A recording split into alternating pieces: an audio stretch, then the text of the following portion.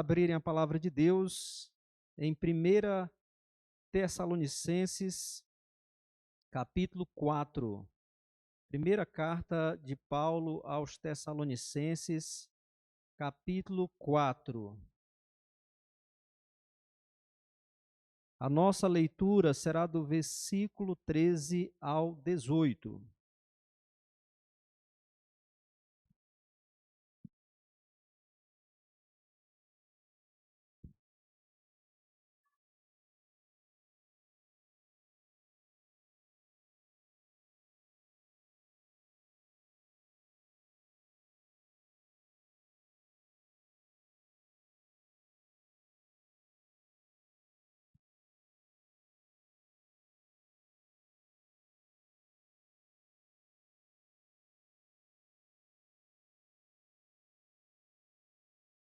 A leitura será do versículo 13 ao 18, capítulo 4, de 1 aos Tessalonicenses. Nos diz assim a palavra do Senhor: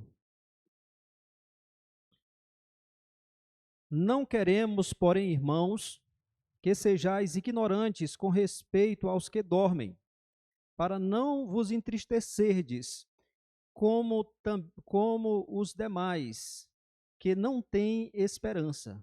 Pois se cremos que Jesus morreu e ressuscitou, assim também Deus, mediante Jesus, trará em sua companhia os que dormem.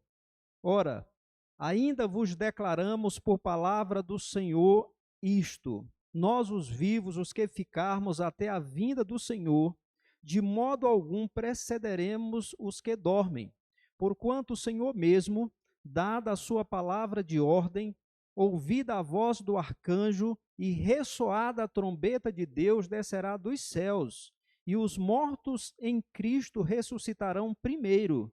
Depois nós, os vivos, os que ficarmos, seremos arrebatados juntamente com eles entre nuvens, para o encontro do Senhor nos ares, e assim estaremos para sempre com o Senhor. Consolai-vos, pois, uns aos outros com estas palavras. Amém. Que Deus aplique a sua palavra ao nosso coração. Meus irmãos e irmãs, no último domingo, nós encerramos a exposição das parábolas do reino, conforme estão registradas lá em Mateus capítulo 13.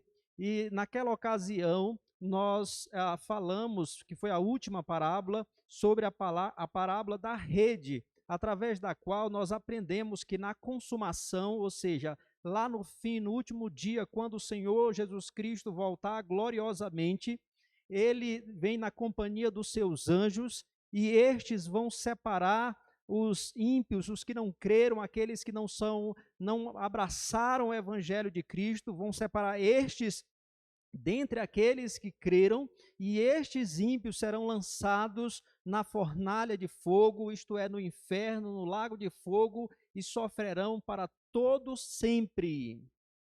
Mas a questão é: e o que acontecerá com aqueles que creram verdadeiramente? Porque a ênfase daquela parábola é exatamente naqueles que não creram, que serão separados e lançados na fornalha de fogo. Mas e quanto aos discípulos, aqueles que creram verdadeiramente, o que será daqueles crentes que terão morrido no decorrer da história? Quando Cristo voltar, o que vai acontecer em relação a eles ou com eles? E o que será daqueles que estarão vivos, aqueles crentes que estarão vivos por ocasião da vinda do nosso Senhor e Salvador Jesus Cristo? Bem, a palavra de Deus, ela responde a todas essas questões. E o nosso texto, o texto que foi lido, é uma amostra disso. E, irmãos, a área da teologia que estuda esses acontecimentos lá do fim é chamada de escatologia. E esse termo que vem do grego, é uma palavra composta, é composta por duas outras palavras gregas. A primeira é escatom ou escatos, que significa último ou fim, e logia, que significa estudo. Portanto, escatologia é o estudo das últimas coisas ou dos últimos acontecimentos. Feita, meus irmãos, essa explicação, eu gostaria que vocês observassem nosso texto que o apóstolo Paulo fala a respeito daqueles que dormem ou que dormiram. E o que isso significa? Por que Paulo usa essa questão, essa palavra dormir? Muitas pessoas, infelizmente, interpretam esse texto e outros que aparecem esse termo como se as pessoas que morreram em Cristo, na verdade, elas interpretam que todas as pessoas que morreram estão dormindo, que a alma está dormindo. Mas isso é um erro terrível. Então, no nosso contexto mesmo aqui de Brasil, nós temos, por exemplo, os adventistas e as testemunhas de Jeová, que pregam isso, que quando uma pessoa morre, a sua alma fica dormindo até o final. Mas a Bíblia não nos diz isso. Pelo contrário, se você olhar Apocalipse capítulo 6, você vai perceber ali que o apóstolo João ele tem uma visão das almas que estão no céu. E essas almas, elas estavam clamando, dizendo o seguinte: até quando, ó soberano Senhor, santo e verdadeiro, não julgas nem vingas o nosso sangue dos que habitam sobre a terra? Então percebam que essas almas estão fazendo pleno uso das suas faculdades mentais, estão acordadíssimas. Então, a palavra dormir é usada nesse texto e em outros textos, não com referência à alma, mas com referência ao corpo. Porque todos nós aqui, ou quase todos, pelo menos, quase todos nós já vimos uma pessoa morta. E quando nós olhamos para o corpo, é como se ela estivesse dormindo. Então, a referência é ao corpo e não à alma. E é por isso que se usa essa figura de linguagem chamada eufemismo, que é você atenuar uma realidade difícil, é você trocar termos para tornar mais suave. Então, em vez de dizer os que estão mortos, os que estão dormindo. Então, é em relação a isso que se usa o termo dormir, ao corpo e não à alma. Então é importante entendermos logo isso. Então, todas as vezes que Paulo está falando aqui daqueles que dormem, ele está falando daqueles crentes que já morreram. E o dormir não é em referência à alma, mas ao corpo. Posto isso, irmãos, eu quero destacar do nosso texto 3 informações principais, a saber, o motivo por que Paulo, ou o motivo que levou Paulo a falar desses temas escatológicos, ou seja, das coisas do fim.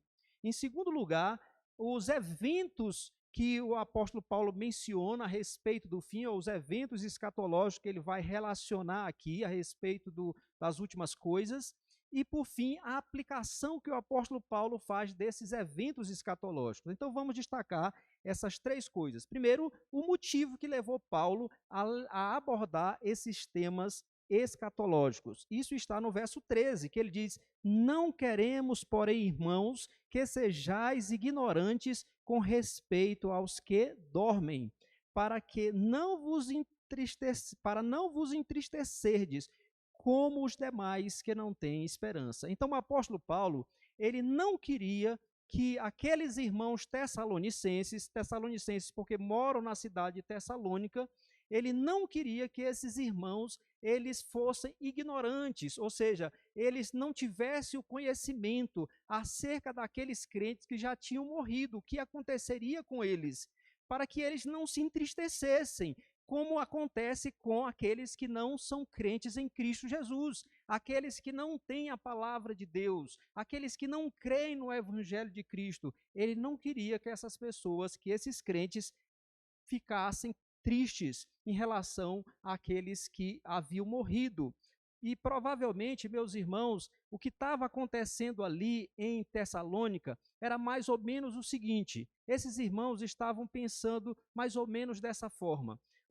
Os nossos familiares crentes, ou nosso pai, ou a nossa mãe, ou nosso irmão, os nossos amigos que morreram em Cristo, eles vão perder a vinda do nosso Senhor. A vinda de Cristo, ela vai ser uma vinda gloriosa. Inclusive, meus irmãos, um parêntese, sobre a segunda vinda de Cristo, os apóstolos pregaram muito. Nós podemos olhar o texto bíblico e perceber como era um tema recorrente na pregação dos apóstolos, a respeito da vinda de Cristo, de que nós devemos aguardar esse dia, que vai ser nesse dia em que Deus vai cumprir as suas promessas gloriosas.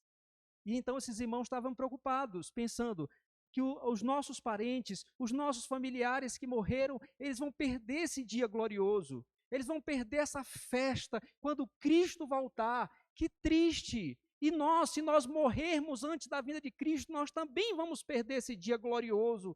Que pena, que triste! E então Paulo diz, espera aí, não é assim não, calma. Deixe-me explicar para vocês o que vai acontecer naquele dia glorioso.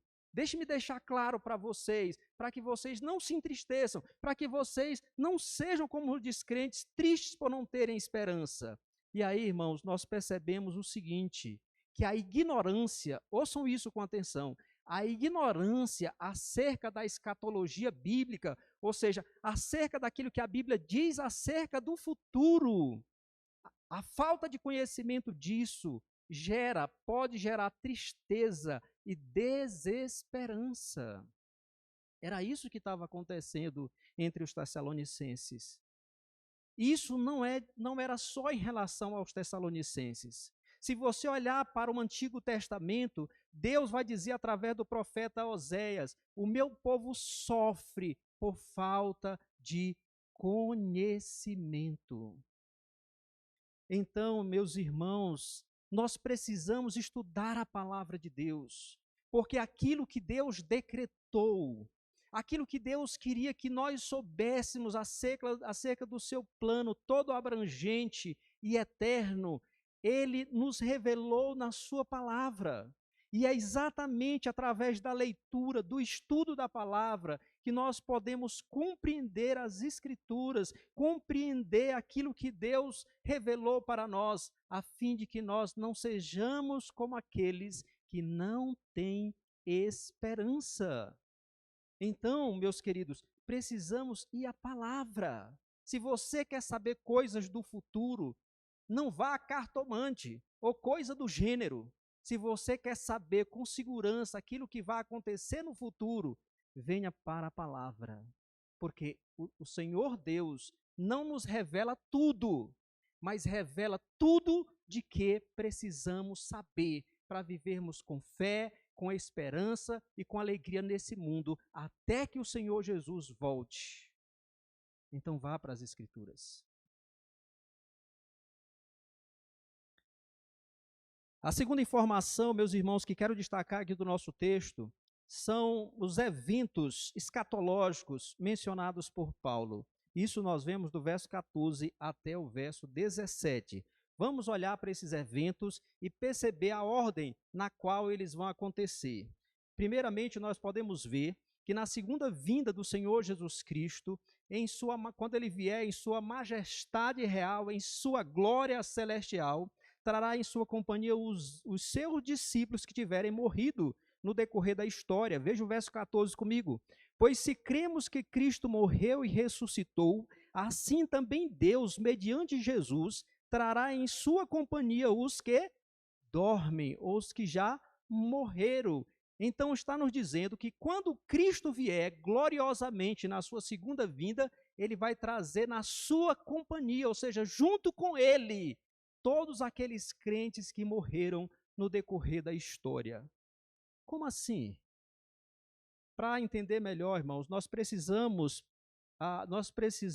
perceber pelas Escrituras que quando uma pessoa morre aqui neste mundo, um verdadeiro crente, ele vai imediatamente para a presença do nosso Deus. Imediatamente. Vejam que Paulo disse: o meu desejo é partir, ele estava falando da sua morte, e está logo com Cristo, o que é incomparavelmente melhor. Mas Paulo não era um crente, ele já não estava com Cristo? Sim, ele estava com Cristo, mas não na presença física do nosso Redentor. E nós sabemos que o Senhor Jesus subiu para o céu, ele está à direita de Deus, e Paulo disse: o meu desejo é estar lá, o que é incomparavelmente melhor. Porque na hora que um crente morre aqui, ele é levado para lá. para a presença de Deus.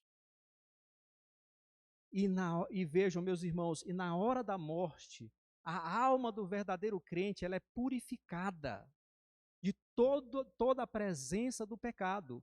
Por isso, o autor aos Hebreus, lá no capítulo 12, precisamente no versículo 23, ele vai dizer que a igreja da nova aliança chegou à igreja dos primogênitos arrolado nos céus, e a Deus, o juiz de todos, e aos espíritos dos justos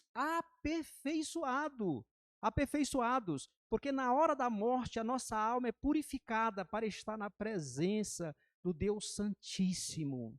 Então, quando Abraão morreu, a sua alma foi levada para a presença de Deus. Quando os apóstolos morreram, eles foram para a presença de Deus. Lembram de Jesus na cruz? Ele disse para aquele ladrão arrependido, ou ex-ladrão, dizendo: hoje mesmo estarás comigo no paraíso. E quando nós estudamos as Escrituras, nós aprendemos que paraíso e céu se tratam do mesmo lugar.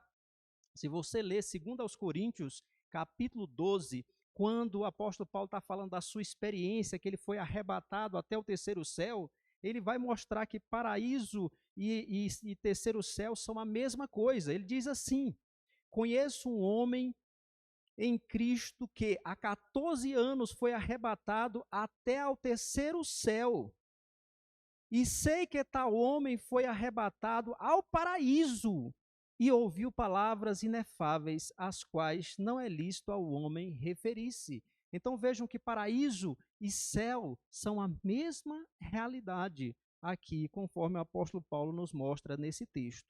Então, meus irmãos, quando Cristo voltar, ele vai trazer todas aquelas almas de todos os crentes que já morreram no decorrer da história, que hoje estão lá com o Senhor Jesus Cristo. Ele vai trazer na sua companhia, quando ele vier na sua vinda gloriosa. Então, o que acontece em seguida? Vejamos aqui, tendo o Senhor Jesus trazido essas almas na sua companhia, alma e espírito, a Bíblia usa um termo pelo outro, então alma e espírito não são coisas diferentes, mas se trata do elemento espiritual do ser humano. Nós temos dois elementos, a nossa natureza, o corpo, isso que vocês estão vendo, e a alma, que é aquilo que está em nós, é um elemento espiritual, invisível, imaterial. Então, o que acontece? O Senhor Jesus trará essas almas na sua companhia, ou o espírito dos crentes que morreram, e aí, em seguida, o que vai acontecer? Nós vamos ver aí o versículo 15, vai nos dizer: ora, ainda vos declaramos por palavra do Senhor isto, nós os vivos, os que ficarmos até a vinda do Senhor, de modo algum precederemos os que dormem. Porquanto o Senhor mesmo, dada a sua palavra de ordem, ouvida a voz do arcanjo e ressoada a trombeta de Deus, descerá dos céus, e os mortos em Cristo ressuscitarão primeiro. Então veja que quando Cristo voltar, ele trará na sua companhia as almas daqueles crentes que já morreram, e ele então vai em seguida ressuscitar os corpos desses crentes que já morreram, vai ressuscitar esses corpos incorruptíveis, imortais, e aí então vai unir as almas a esses corpos, Isso nós vemos, meus irmãos, de maneira muito clara lá na Bíblia, também lá em 1 Coríntios capítulo 15, mostrando que é necessário que quando ele vier, esse corpo será revestido de incorruptibilidade. Esse corpo que agora se estraga, adoece, que é corruptível, ele será revestido de incorruptibilidade. Esse corpo que é mortal, que está caminhando para a morte, ele vai ser revestido de imortalidade. E então, as almas que o Senhor Jesus trouxer, vai ser unida a esses corpos incorruptíveis, para que então viva para sempre com o Senhor em glória. E aí nós podemos entender que na morte há a separação dos elementos da natureza humana. Corpo e alma se separam, mas na ressurreição e na ressurreição dos mortos acontece novamente a união da alma com o corpo. Porque o ser humano, meus irmãos, ele foi criado corpo e alma, e assim ele o será para sempre. apenas durante esse período entre a morte e a ressurreição, eles estarão separados. Isso já nos ensina, meus queridos, que o corpo é importante. Muitas vezes, no meio evangélico, se fala da alma e do corpo como se o corpo fosse algo desprezível. Não! A redenção de Cristo não é só para purificar e salvar a nossa alma, mas é para nos salvar integralmente, corpo e alma. Cristo morreu na cruz, ofereceu-se em sacrifício para que o ser humano, em sua totalidade, fosse redimido. Quando morremos, a nossa alma sobe purificada pelo sangue de Cristo para a presença do Senhor. O nosso corpo fica sofrendo ainda os efeitos do pecado, no sentido que vai se deteriorar, vai virar pó. Mas um dia o nosso Deus glorioso, ele vai ressuscitar-nos do pó e vai fazer com que o nosso corpo, o nosso novo corpo, seja então incorruptível e imortal. E novamente, alma e corpo estarão juntos para sempre. Infelizmente também, muitas vezes se cria a ideia de que nós vamos viver flutuando de nuvens em nuvens, como se fôssemos aquele fantasminha quase transparente. Não é isso. Vocês lembram como o Senhor Jesus, quando o Senhor Jesus ressuscitou? Ele apareceu para os discípulos ficaram assustados, pensando que era um fantasma, alguma coisa assim. Jesus disse: toca em mim. Porque um espírito não tem carne e osso. O Senhor Jesus ressuscitou gloriosamente. O Senhor Jesus ressuscitou com um corpo que não mais morrerá, com um corpo incorruptível e imortal. E a Bíblia nos diz, lá em Filipenses capítulo 3, que a nossa pátria está nos céus, de onde aguardamos o Senhor Jesus Cristo, o qual transformará este corpo de humilhação para ser igual ao corpo da sua glória. Então, meus irmãos e irmãs, nós devemos entender que a salvação é para nos redimir completamente, corpo e alma. Nós não somos como os gregos, infelizmente isso ainda impera no nosso meio, como se o espírito fosse bom e a matéria é má, como se o importante é que a nossa alma seja salva, não importa o corpo. Não, a salvação é para salvar o indivíduo como um todo, corpo e alma. E é isso que o nosso texto aqui está mostrando. Quando Cristo vier, trará em sua companhia as almas dos que dormem, e então ele vai unir essas almas aos corpos glorificados que ele vai levantar do pó da terra com o seu infinito poder. E aí, irmãos, depois que os mortos forem ressuscitados, numa diferença temporal, como a palavra de Deus nos diz, de um piscar de olhos, o Senhor Jesus Cristo vai transformar os vivos. Por exemplo, lá em 1 Coríntios, que é um texto muito importante para usarmos quando estudamos esse texto aqui, lá nos diz, no capítulo 15, versos 51 e 52, o seguinte: eis que vos digo um mistério, nem todos dormiremos, ou seja, nem todos morreremos, mas transformados seremos todos, no momento, no abrir e fechar de olhos, ao ressoar da última trombeta. A trombeta soará, os mortos ressuscitarão incorruptíveis, e nós seremos transformados. Aqui o texto nos diz o seguinte, voltando aqui para 1 Tessalonicenses, nos diz aí os versos 16 e 17. Porquanto o Senhor mesmo, dada a sua palavra de ordem, ouvida a voz do arcanjo e ressoada a trombeta de Deus, descerá dos céus, e os mortos em Cristo ressuscitarão primeiro. Depois nós, os vivos, os que ficarmos. Então aqui o apóstolo Paulo não fala da transformação, mas o texto paralelo que eu acabei de ler aqui, 1 Coríntios, vai mostrar que os vivos então serão transformados, para que esse corpo corruptível se revista de incorruptibilidade, para que esse corpo mortal se revista de imortalidade. E aí, meus irmãos, por que é necessário?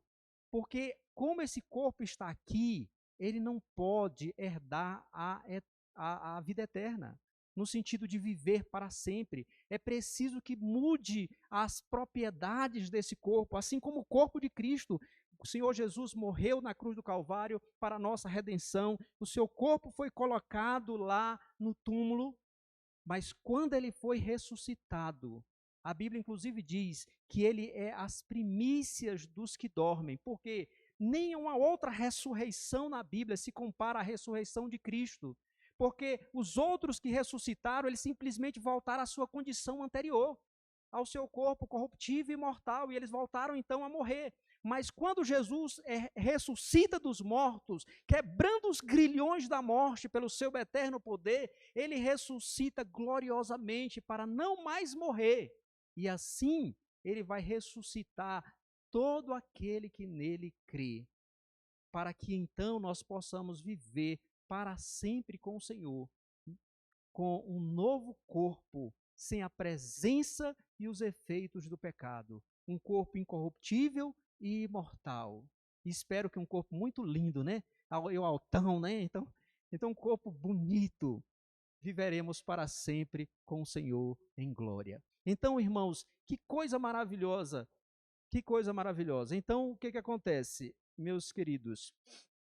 Logo em seguida, os crentes vivos serão transformados e eles serão arrebatados com os ressuscitados entre nuvens para o encontro do Senhor nos ares. Para o encontro do Senhor nos ares. Nos diz o texto, vejam o verso 17.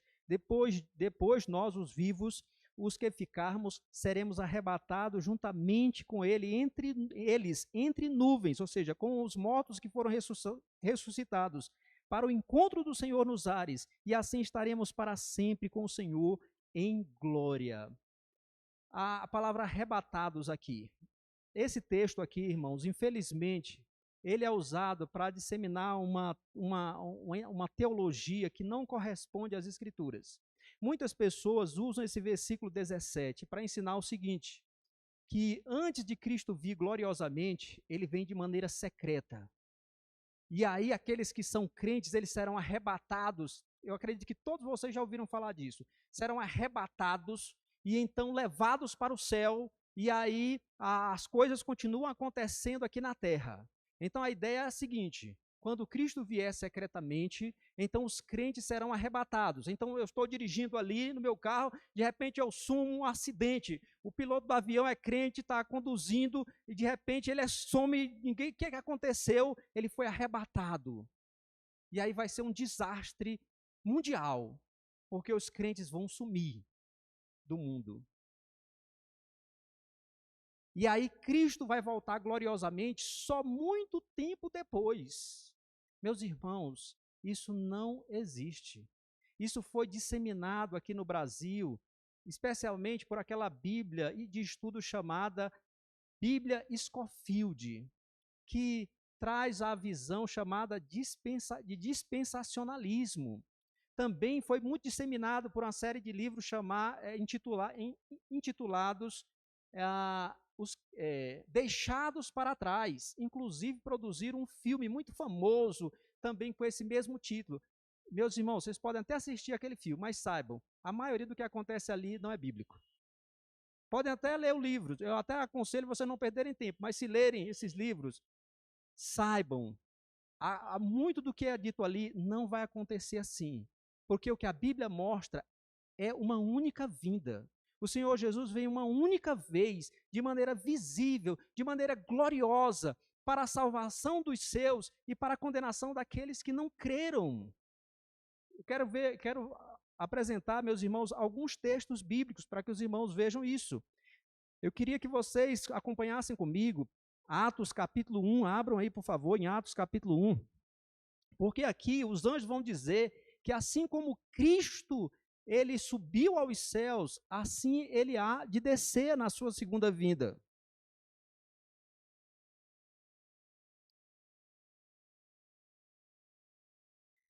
Abram aí comigo Atos capítulo 1, versos de 9 a 11. Nos diz assim: ditas estas palavras, foi Jesus elevado às alturas, à vista deles, e uma nuvem o encobriu dos seus olhos. E estando eles com os olhos fitos no céu, enquanto Jesus subia, eis que 2 varões vestidos de branco se puseram ao lado deles e lhes disseram: varões galileus, por que estáis olhando para as alturas? Esse Jesus que dentre vós foi assunto ao céu, virá do modo como vistes subir. Ou seja, assim como eles viram Cristo subindo, assim eles vão ver Cristo voltando. Será uma volta visível, gloriosa, não existe vinda secreta, só existem 2 vindas. A primeira vinda do Senhor Jesus Cristo, que aconteceu há mais ou menos 2000 anos, e a vinda gloriosa no final da história. 1 aos Coríntios, capítulo 15, texto que eu, inclusive, já li parte dele, depois vocês podem ler 1 Coríntios, capítulo 15, mas eu vou ler aqui especificamente o versículo 54, abram comigo aí, 1 aos Coríntios 15, verso 54, e ele está falando aqui exatamente do mesmo evento, quando Cristo voltar, tem até o ressoar da trombeta, tem a ressurreição dos vivos, a ressurreição dos mortos, a transformação dos vivos. Aí quando ele fala no versículo 54, e quando este corpo corruptível se revestir de incorruptibilidade, e o que é mortal se revestir de imortalidade, então se cumprirá a palavra que está escrita: tragada foi a morte pela vitória. Percebam o seguinte, meus irmãos, que quando os mortos forem ressuscitados, os mortos crentes forem ressuscitados, e os vivos forem transformados, aí será o fim da morte. E, portanto, a consumação de todas as coisas. Aqui mesmo em 1 Coríntios vai nos dizer que o último inimigo a ser vencido é a morte, nos diz o texto. Que o último inimigo a ser vencido é a morte. Então, marca o fim, a ressurreição. Também lá no Evangelho de João, no capítulo 5, a palavra de Deus nos diz que no último dia vão ressuscitar os justos e os ímpios, uns para a condenação eterna, outros para a vida eterna. E ainda em João, abram comigo em João, para que a gente veja o capítulo 6. Abram comigo aí João, Evangelho de João, capítulo 6, para vocês perceberem quando é que vai acontecer a ressurreição.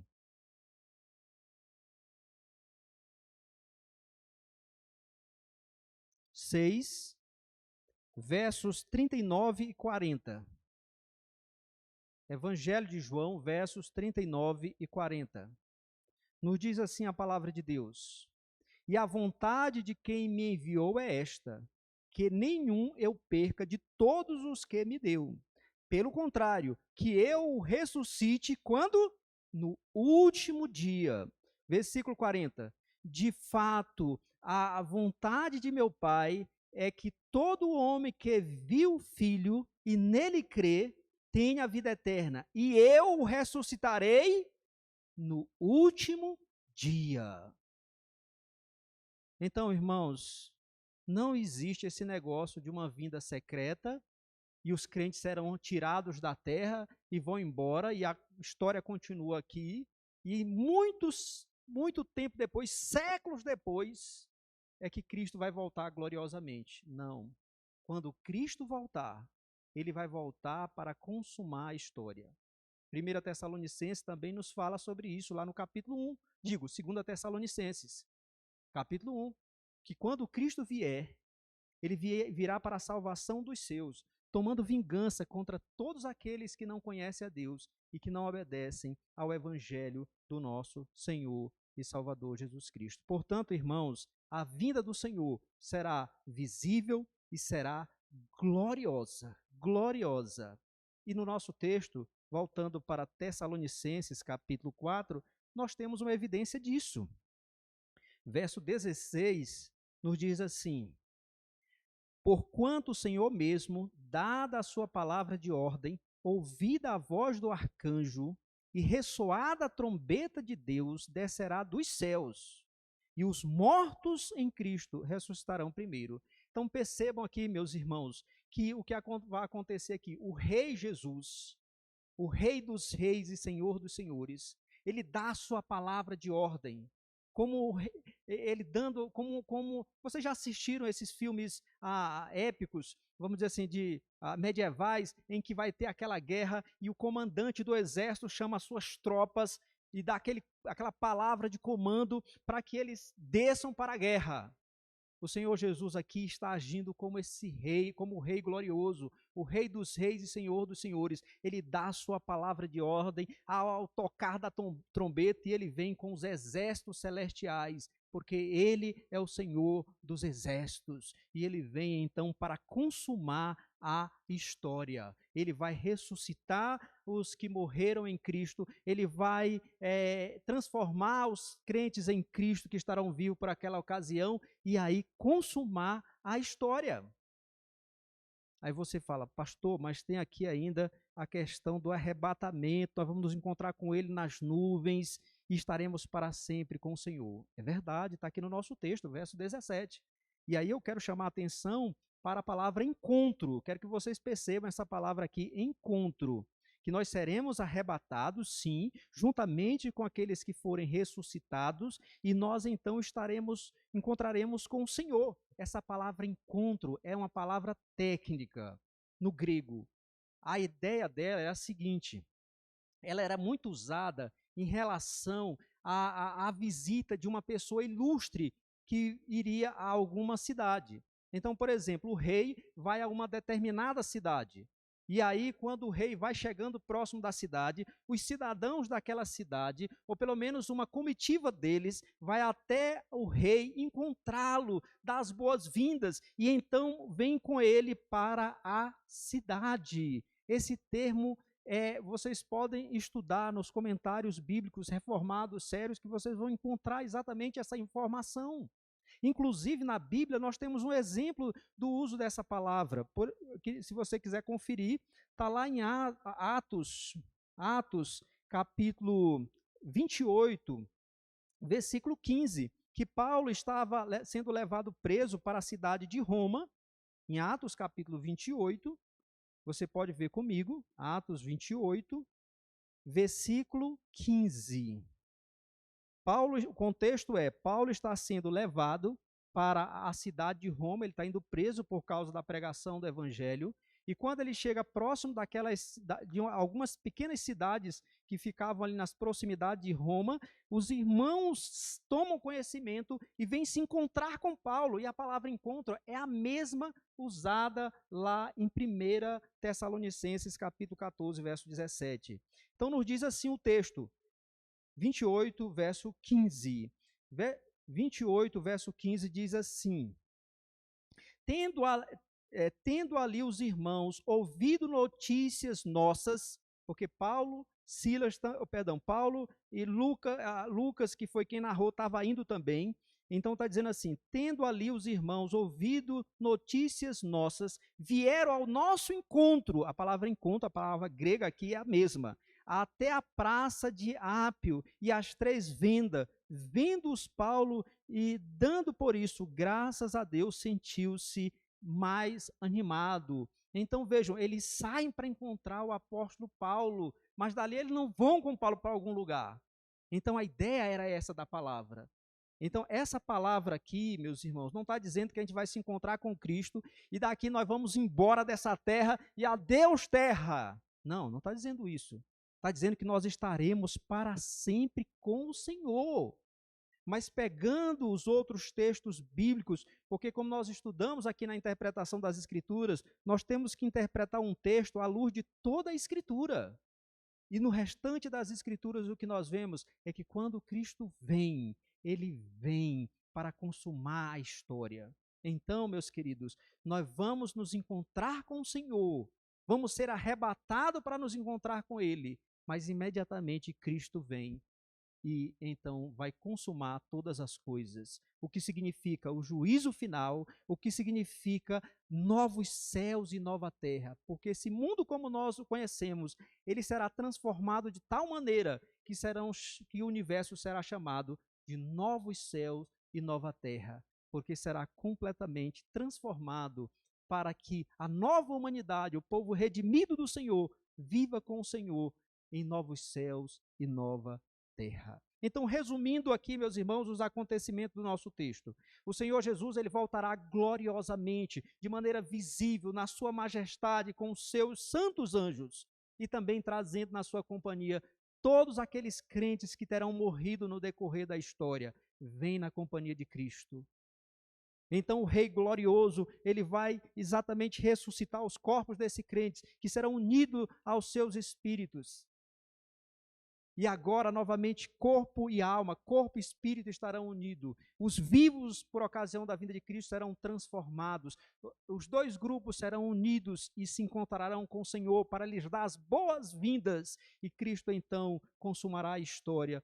E, então, entraremos na eternidade e viveremos para sempre com o Senhor. Mas quero que vocês percebam uma coisa aqui, irmãos.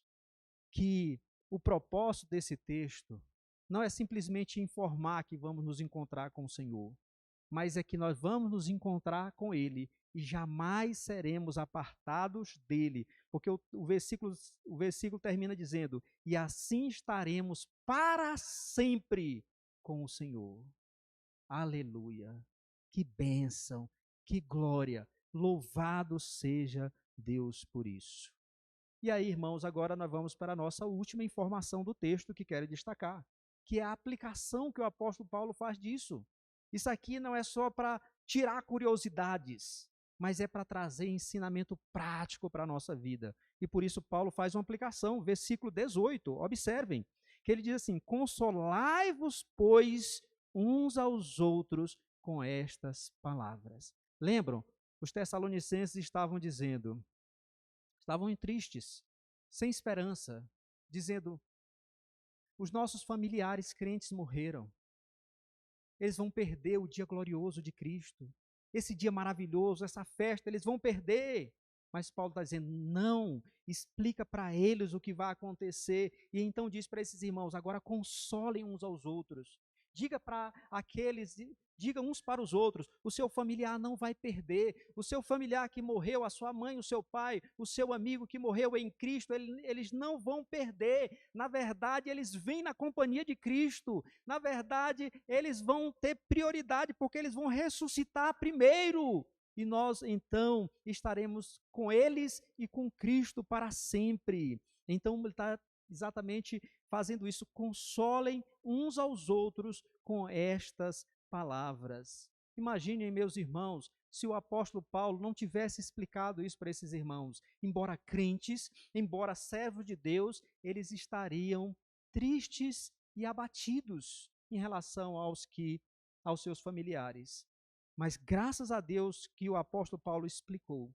Isso nos leva, meus irmãos, a algumas lições. A primeira delas, ouçam isso com atenção.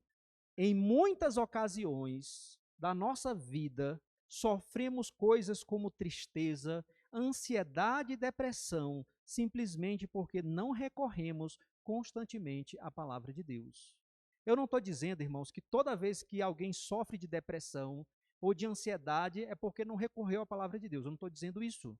Nós reconhecemos e sabemos que existe problema de depressão e de ansiedade que envolve uma questão física, uma questão biológica.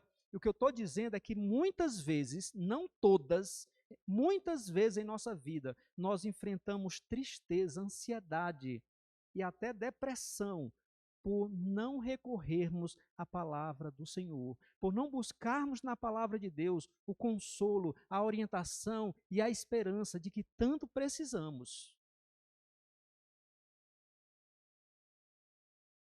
Por isso, meus queridos, o apóstolo Paulo, quando ele escreve a carta aos Romanos, lá no capítulo 15, precisamente no verso 4, ele vai dizer assim, tudo quanto outrora foi escrito, para o nosso ensino foi escrito, a fim de que, pela paciência e pela consolação das Escrituras, tenhamos esperança.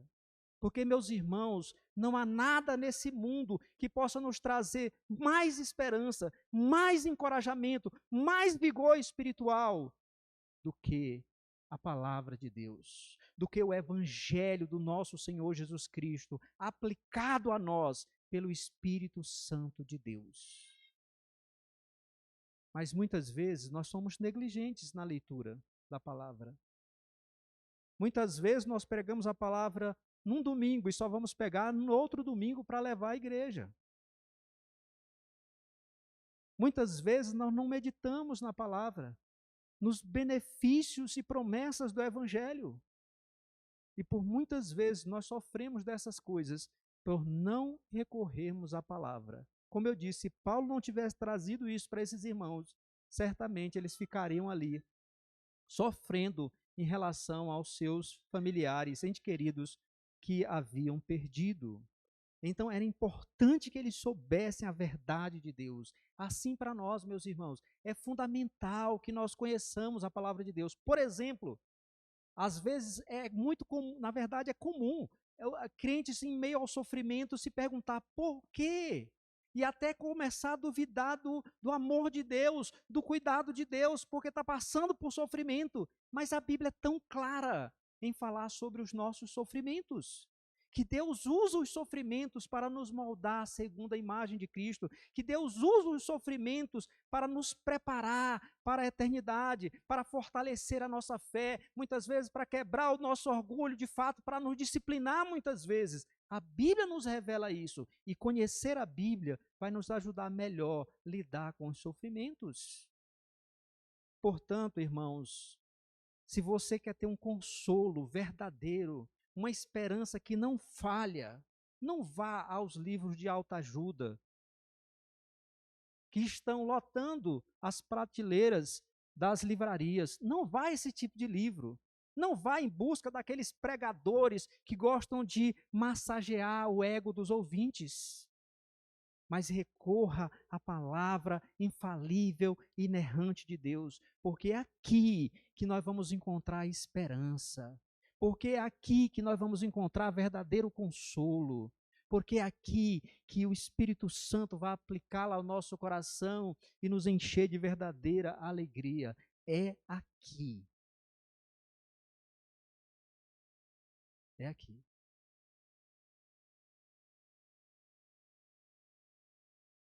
Eu lembro de um irmão,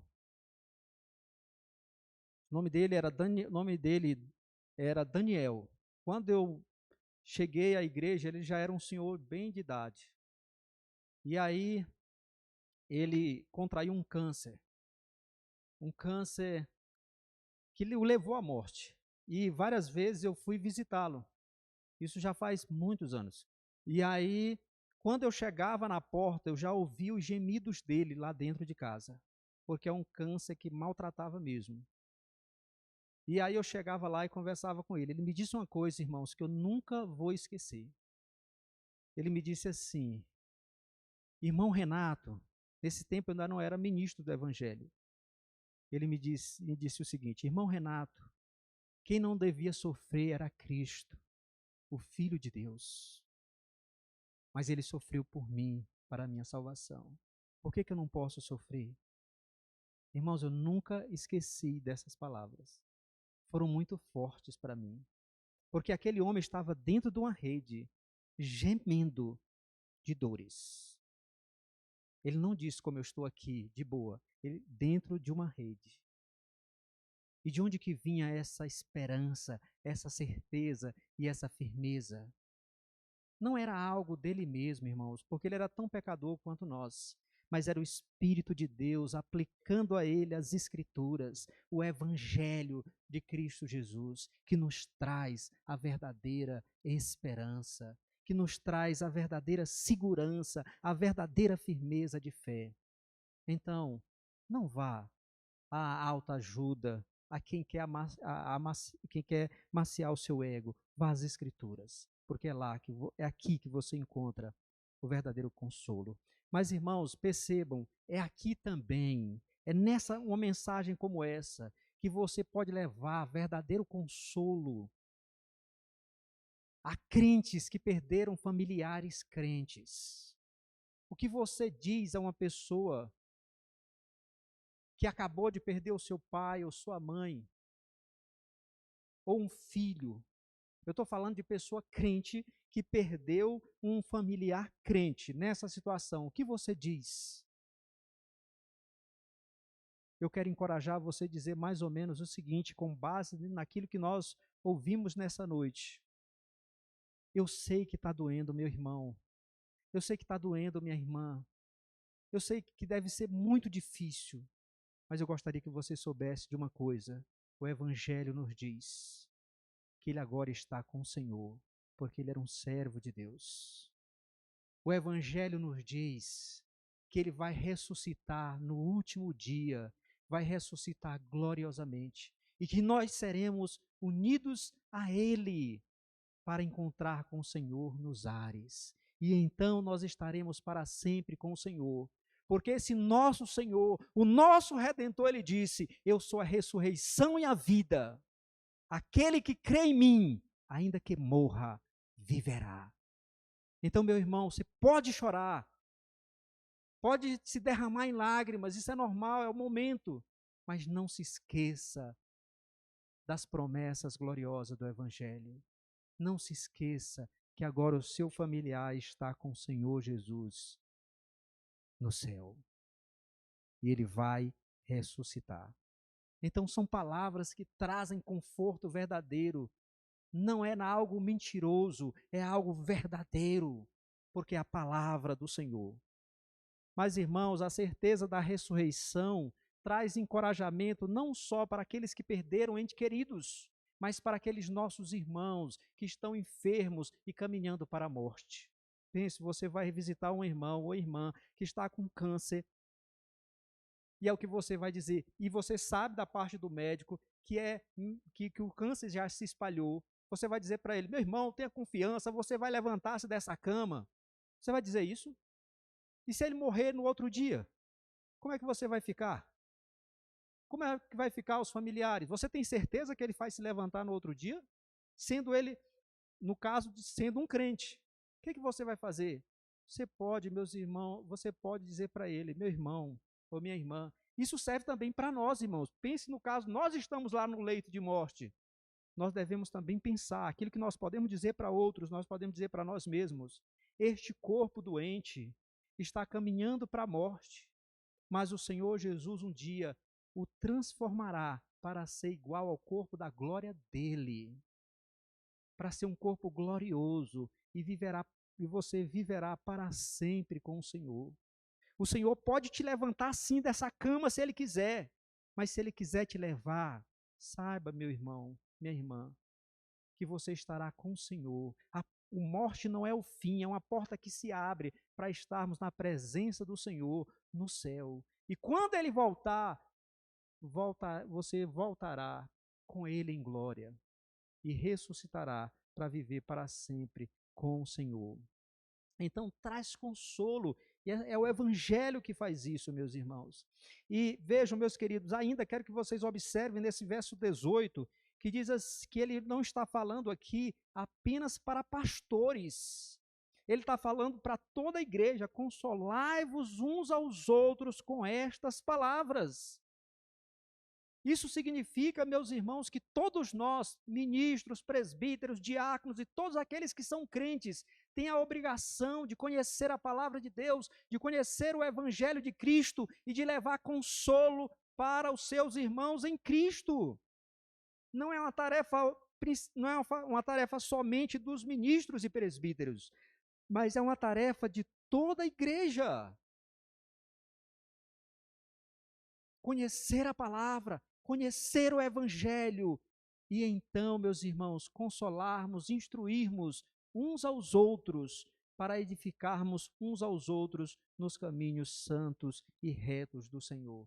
Então talvez você diga: eu tenho tão pouco conhecimento. Você tem o dever de consolar com o Evangelho. Então, corra atrás, estude a Bíblia, estude as Escrituras, leiam os símbolos de fé, leiam bons livros reformados, para que vocês cresçam no conhecimento da palavra e possam estar habilitados a consolar os seus irmãos e as suas irmãs em Cristo. Porque isso é dever de toda a igreja. Irmãos, a vinda de Cristo, esse evento glorioso, nós devemos amá-lo. O O apóstolo Paulo diz na sua segunda carta, quando ele estava caminhando para a morte, antes disso, ele até diz assim, já chegou a minha hora, eu já estou partindo, eu vou ser oferecido por libação, a hora da minha partida é chegada. E ele diz então, já agora a coroa da justiça me está guardada, a qual o Senhor, reto juiz, me dará naquele dia, e não somente a mim, mas a todos quantos amam a sua vinda. Nós devemos amar a vinda do Senhor e desejar que Ele volte, porque é nesse dia que Deus vai cumprir todas as suas promessas. É nesse dia, meus irmãos, que nós vamos nos livrar definitivamente do pecado. É nesse dia, meus queridos, que nós vamos ver o nosso Redentor glorioso, lindo e maravilhoso. Será nesse dia. Por isso, irmãos, eu quero concluir lendo com vocês a palavra de Deus. Por favor, abram aí Apocalipse capítulo 22. Capítulo 22, versos 21 e 22 vão tratar exatamente desse dia glorioso, como a Nova Jerusalém vai descer do céu, ataviada como noiva para o seu esposo, como Deus vai enxugar dos nossos olhos toda lágrima. E então vem a descrição da Nova Jerusalém, da cidade santa. E aí no capítulo 22, nós vamos ler 2 versículos juntos. Primeiro o verso 17, depois o verso 20, para concluirmos essa mensagem. Verso 17, vamos ler juntos, por favor, de pé. Peço que toda a igreja fique em pé. E vamos ler esses versículos. Capítulo 22 de Apocalipse, verso 17. O Espírito e a noiva dizem, vem. Aquele que ouve, diga, vem. Aquele que tem sede, venha. E quem quiser, receba de graça a água da vida. Verso 20. Aquele que dá testemunho destas coisas, diz, certamente venho sem demora. Amém. Vem, Senhor Jesus. Vem. Amém. Vamos orar. Senhor Deus Todo-Poderoso, rendemos graças ao Senhor pela Tua palavra que é viva e eficaz. Rendemos graças porque o Teu Filho bendito Jesus Cristo, cumprindo as promessas que o Senhor fez no Antigo Testamento, conforme o Teu decreto eterno veio a este mundo, se fez carne, se fez como um de nós, viveu a vida perfeita, imaculada que nós não podemos viver, morreu aquela morte na cruz do Calvário, carregando no seu corpo, no madeiro, os nossos pecados, para que nós fôssemos salvos, perdoados e aceitos. E obrigado pela promessa da sua segunda vinda. Ele virá gloriosamente. E, ó Deus, ajuda-nos a desejarmos esse dia, como nós observamos aqui, que venhamos amar esse dia, que o Senhor Jesus Cristo venha e para consumar todas as coisas, para o consolo, salvação e alegria do teu povo, para que então, ó Deus, venhamos herdar novos céus e nova terra, nos quais habita a justiça. Ó bendito e eterno Deus, que o Senhor nos mantenha com os nossos olhos da fé fixos nesse dia, de modo que vivamos o hoje, olhando para frente, para o dia glorioso do nosso Senhor e Salvador Jesus Cristo. Ó Deus eterno, aviva em nós a esperança cristã. É o que nós te pedimos, agradecidos, em nome de Cristo Jesus, o nosso bendito Salvador. Amém. Podeis assentar, irmãos, vamos cantar o hino 274.